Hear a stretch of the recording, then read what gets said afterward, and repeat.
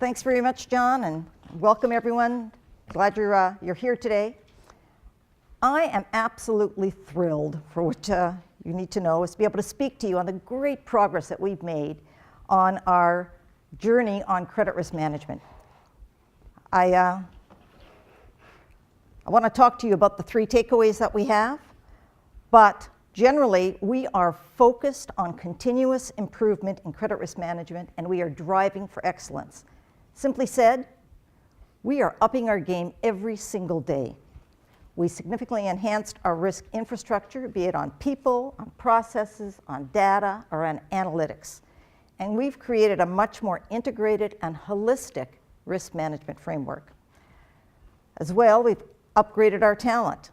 Just since 2015, we've upgraded almost 20% of our senior credit team, with many of our new hires coming in from money center banks, as well as from several across the broader financial industry. We believe that understanding credit risk and providing a holistic risk management framework is absolutely paramount to what we do. As you can see in this slide, we've established various risk pillars within this framework that combine robust data, analytics, along with human subject matter experts to support it. Now, the pillars here show how we're organized, and I'll talk a little more about these pillars and how the comprehensive changes we've made in risk management over the past several years have really enhanced our overall risk profile. We manage credit risk with a collaborative approach that aligns people, processes, data, and analytics, and provides better consistency of outcome. As an example, our credit portfolio management team is really closely collaborating with our risk analytics team and all of the other data scientists we have across the bank. And they stress test our portfolios using a multiplicity of different scenarios. We also have a geospatial team, and they provide us with proactive identification of credit risks in the event of a potential extreme weather event or any other catastrophic event. All of this allows us to fine-tune both our concentration limit framework as well as our portfolio shaping strategies. Now this, coupled with the capital commitment working group that Ronnie Smith spoke to you about, all of this is incorporated into our strategic planning process. Our integrated credit risk framework that you see here is core to how we manage credit risk, and it's led us to greater risk intelligence. We know that neglect of any one area can lead to less than optimal results. We certainly saw that in the last recession. With this in mind, we built and we evolved an integrated framework that we believe holistically addresses risk and reward and proactively helps us to not only understand risk, but also to manage and to mitigate that risk. As you've already heard from our three business leaders, that's Ronnie, Scott, and Bill, one major facet of our framework is concentration limit management. Under industry concentrations, you can see the number and the level and the limits we have in place. Now we slice this in a lot of different ways. We have limits on industry, geography, product, as well as on single name concentrations. We disaggregate, we manage these limits at a very detailed level within our businesses, but then as well, we also aggregate them at the top of the company and manage them there. Now we thought through each dimension very carefully, and we tie together the limits in our risk appetite, as well as our capital, our emerging risks, our product expertise, and our market performance. Most importantly, we abide by these limits. Signals from this framework have resulted in us doing active portfolio shaping in energy, education, healthcare, multifamily, and this has resulted in some portfolio reduction in some of the sub-asset classes as we've done a remix there. Here's a great example of concentration limit management. Now, multifamily was strategically de-risked from 2010 to 2012 as we focused on decreasing our investor real estate concentration. Then we saw growth that began to occur in the 2013 and 2014 timeframe. But as we assessed the oversupply in certain urban core markets, we pivoted and we imposed tighter limits and tighter construction underwriting parameters in any markets of concern. Today, our multifamily portfolio exhibits really strong asset quality metrics, and that's due to our focus on high quality, developed to own relationships. And average upfront equity contributions have really held up this cycle, lending strength on a project-by-project basis and providing us a lot of comfort around this portfolio. So clearly, however, this framework impacted loan growth, but it was the appropriate course of action for our risk profile. The concentration limits we have in place today have led to a very diversified book. Our wholesale book, as you can see here, stands at almost $52 billion, with our largest segment being Other, which is really just a compilation of a lot of different products. On the consumer side, residential mortgage and home equity make up the majority of the book, and I'll talk about both of them a little later on. What you can see, however, is that our overall wholesale book is pretty granular with a focus on client selection. Our consumer book is high quality, and here as in our wholesale book, we focus on risk-adjusted returns. Another example of our integrated framework is in our expansion of our portfolio warning indicators. Now, pre-crisis, we monitored a lot of portfolio metrics, but it was really clear to us that even more granularity was necessary.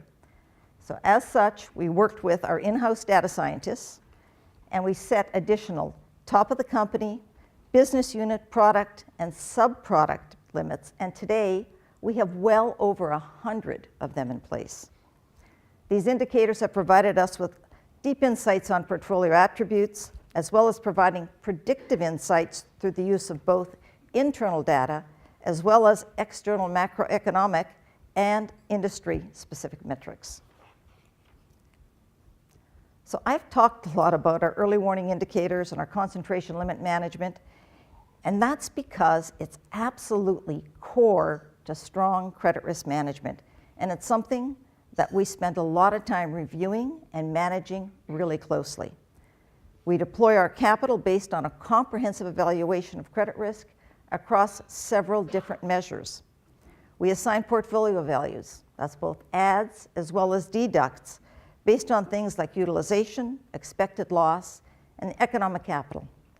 And we focus on relationships where we have both the expertise and capabilities and where the return exceeds the risk, which is in line, by the way, with our overall strategy.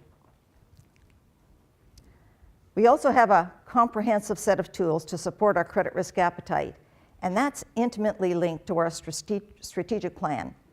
Said another way, credit risk has a place at the strategic planning table. It's informed by a combination of risk and reward, as well as by portfolio performance, and enhanced by our loss mitigation strategies. Further, our early warning indicators help us to address any emerging risks that we see. This linked approach helps make us much more risk intelligent. Now let me spend a few minutes discussing how we have transitioned our culture to drive active portfolio management. Let me start with how we're doing this on a handful of credit portfolios that are currently top of mind, and certainly top of mind for the industry at large. As Ronnie noted, leverage lending, it's a portfolio we spend a lot of time on, and one that we monitor really, really closely. Now, there's a myriad of ways to look at what a leverage loan is, as there's no real commonality in the industry. We use a definition of 3 times senior debt or 4 times total committed debt. And we don't require that a loan meet a purpose test, such as an acquisition or a capital distribution, to be called leveraged. We also include all investment grade credits, and based on our definition, we manage about $5.5 billion of loans in the leverage book.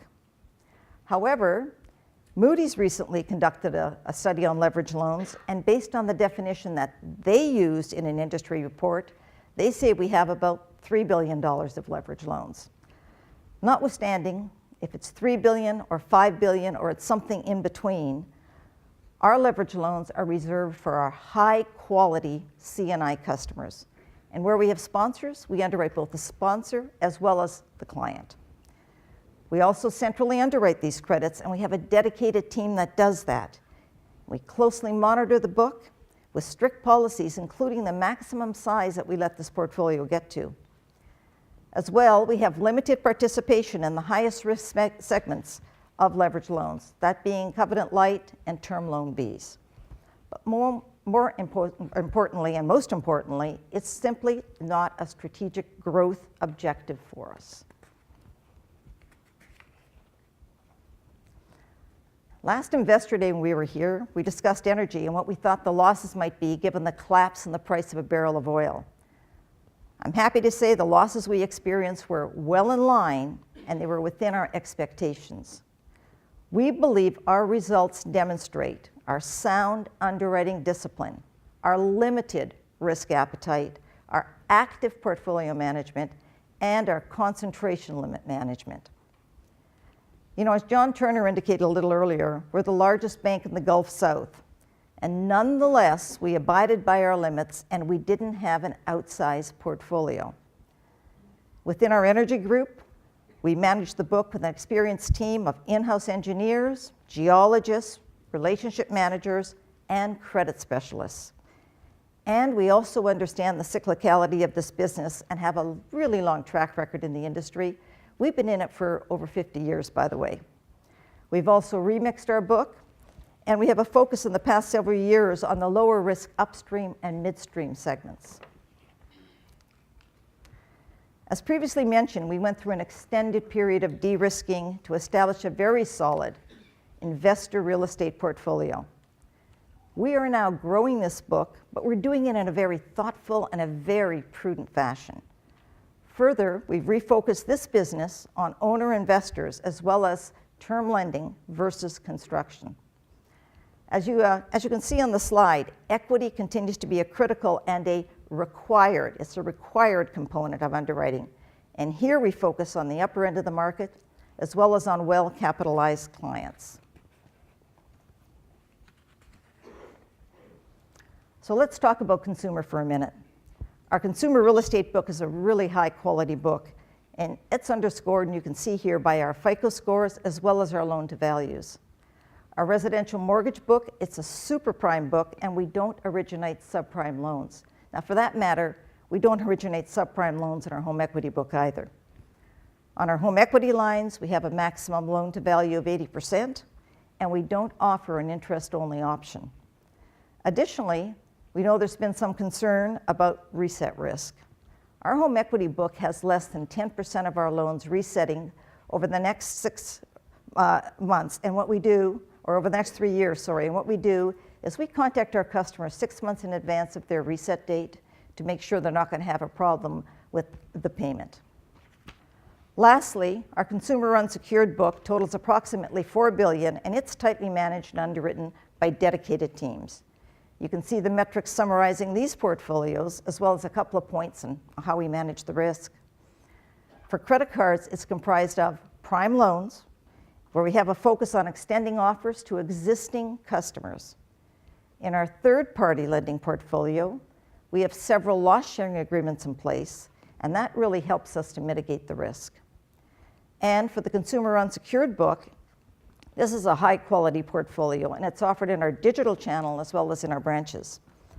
In fact, in our overall unsecured book, everything here, it's comprised of over 85% who are homeowners. I'd like to finish with a few points on credit that are clearly part of who we now are. We have a strong credit risk culture, and we understand that credit is about consistently and constantly paying attention to and managing the details. Our goal is to produce positive, sustainable, and consistent credit outcomes.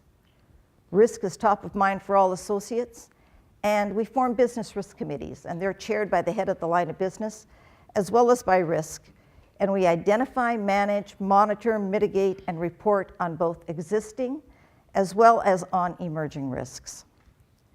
You know, at our last Investor Day, I told you about the great progress we made as it relates to risk, and we're building on it every day. But we do acknowledge that we had some historical credit issues last cycle that led to a number of process, policy, and yes, even people changes. However, we are laser focused on making sure that never happens again. Our portfolio is diversified, and our performance reflects this, as well as demonstrating all the significant improvements we have made in our risk profile. Our underwriting, as I said, is consistent and it's disciplined, and we focus on industry and geographic concentrations, as well as all of the associated risk-adjusted returns. As we turn to client selection, we know one thing. It always starts with client selection. You simply can't underwrite and structure a weak client. We have specialized teams in place, including underwriters, relationship managers, and credit specialists. And they all have deep expertise in their specific industries, and they all spend their time understanding our clients' needs, their cash flows, their companies, and the industries they're in. We make analytically informed decisions, and we are continuing to invest in our analytical infrastructure. We also stress test our loans, and that's to ensure we understand the risk and we understand the reward, and we price for that risk. We also manage through the cycle, which means we underwrite based on the view and make sure our loans perform today as well as in a more challenging economic environment. That's because we want to create a portfolio that has low variability to it. So to summarize, we have a strong and resilient credit risk infrastructure. This enables us to better anticipate and to be proactive with both current as well as potential future credit concerns. That's because we made strategic investments in our people, our processes, data infrastructure, and in our analytical capabilities. And we understand that every associate in the company is a risk manager. It's part of who we are today. It's also why we feel comfortable with our 3-year view on losses staying within a 40 to 65 basis point range. And please recognize that these estimates include the potential impact of an economic downturn during this time. So with that, I'd like to turn it over to David.